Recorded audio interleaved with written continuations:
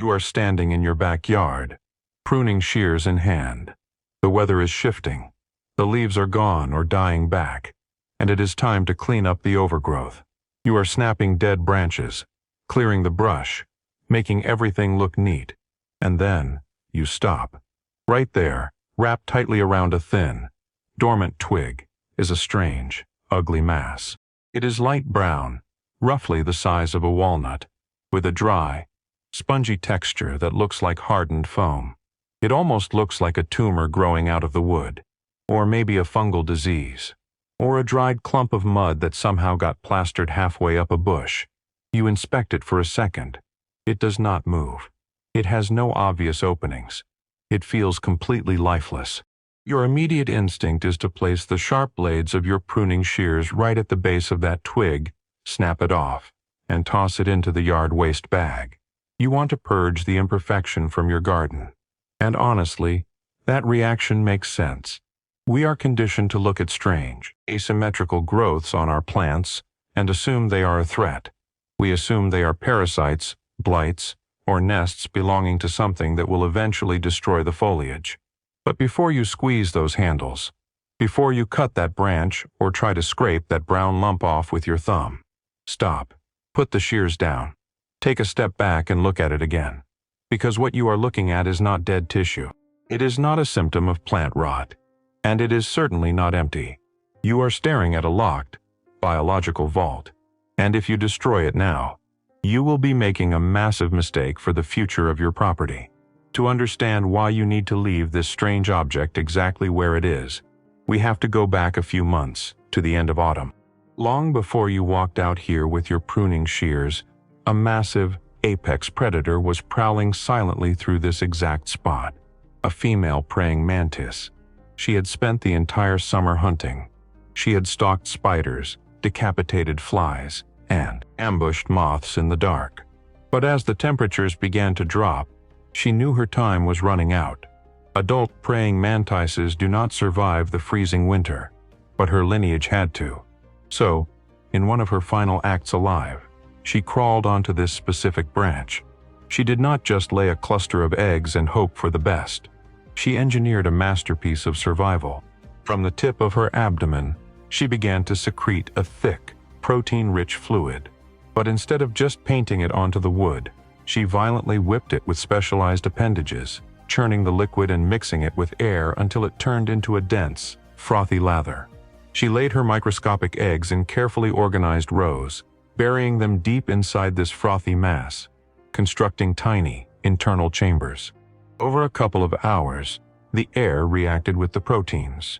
The soft, wet foam began to cure and solidify.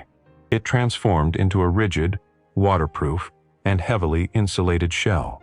This structure is called an oothea, and the moment it dried, the mother's job was done. She climbed down into the fading autumn leaves and died. But she left behind a monument. That brown, ugly lump you wanted to throw away is one of the most advanced incubation chambers in nature. It is built exactly like the expanding spray foam humans use to insulate the walls of houses. The tiny air pockets trapped inside the hardened protein matrix create a thermal barrier. When the blizzards came, when the ice storms coated the branches, when the nighttime temperatures dropped well below freezing, the interior of that brown case remained stable. The eggs inside were completely protected from the fatal bite of the frost. They were put into a state of suspended animation, waiting in the freezing silence. And that brings us to the most devastating realization about what is sitting in front of you. That small, dead-looking patch of foam is holding up to 200 perfectly formed, living creatures. Right now, hidden behind that dry crust, an entire army of miniature assassins is waiting for the signal to wake up. But the strangest part is what happens next. Because the trigger for their emergence is something completely invisible, continuous, accumulating warmth. When the deep chill of winter breaks, and the spring sun finally begins to heat the side of that oothea, a microscopic alarm bell rings inside the chambers. The suspended animation ends. The eggs hatch internally, but they do not just chew their way out randomly. The mother designed the structure with a specific exit route. Along the very top of the brown case, there is a ridged seam. It acts like a row of one-way escape valves.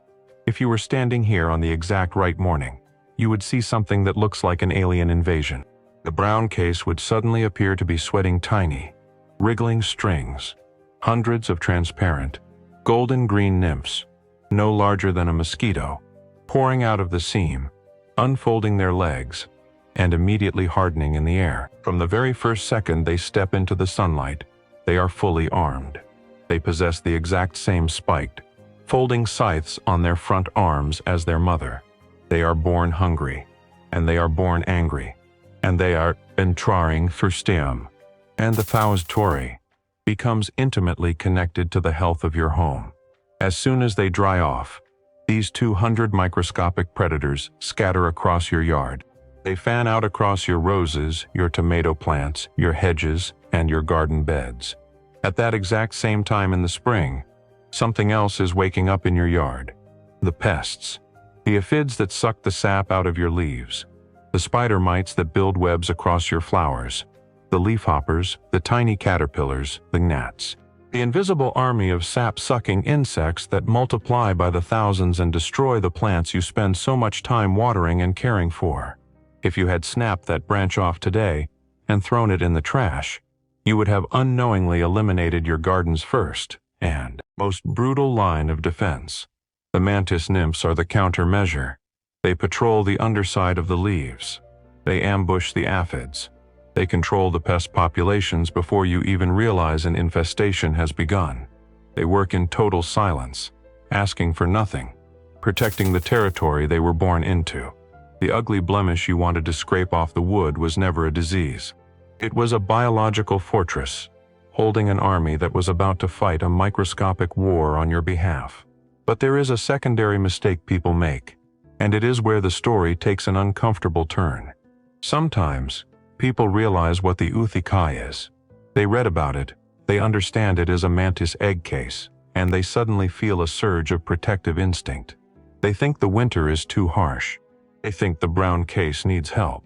So, they cut the branch, bring it inside their heated home, and place it in a jar on the kitchen counter or the windowsill. Or, unknowingly, they bring an oothea inside, attached to the branches of a real Christmas tree. And here is why that matters. The oothea is a biological computer programmed entirely by temperature. It does not know what month it is. It only knows heat. If you bring that dormant case into a 70-degree living room in the middle of January, the internal alarm bell will trigger. The nymphs will assume spring has arrived. They will push their way out of the foam, pouring into a jar or onto the living room floor. But there will be no aphids to hunt. There will be no leaves to patrol. Hundreds of apex predators will hatch into a sterile, artificial environment where they will quickly starve, or worse, begin hunting each other in a desperate bid for survival. Let that settle for a moment. By trying to save them from a winter they were explicitly engineered to survive, you accidentally trigger a massacre. The absolute best thing you can ever do for this highly complex system is to leave it completely alone. So, what should you do? If you are out here with your shears and you spot one of these brown masses on a plant, first, step back. Observe its condition. If the case looks completely intact, without a ragged hole ripped into the side by a hungry bird, it is likely viable. If it is attached to a living branch, simply prune around it. Let that specific branch remain until early summer. If the case is attached to a completely dead, rotting stalk that you absolutely must remove for the health of the garden, you can still save them. Carefully cut the twigs several inches below and above the foam case. Take that loose twig and securely tie it to a sturdy branch in another, safer bush outside. Keep it outdoors. Keep it in the cold. Let nature run its clock at its own perfect, unhurried pace. Look at the branch again. The initial feeling of disgust is completely gone.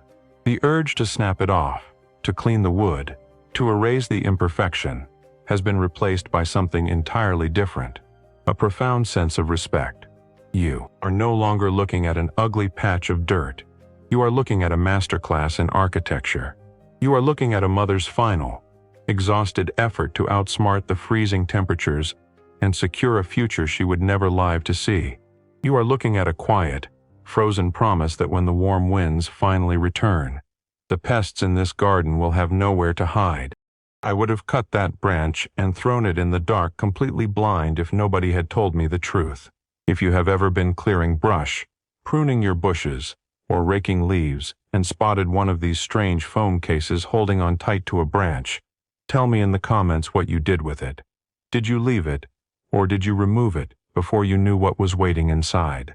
And subscribe to the channel, because the next weird, ugly thing you almost scrub, scrape, or cut away from your home might actually be the very thing keeping it alive.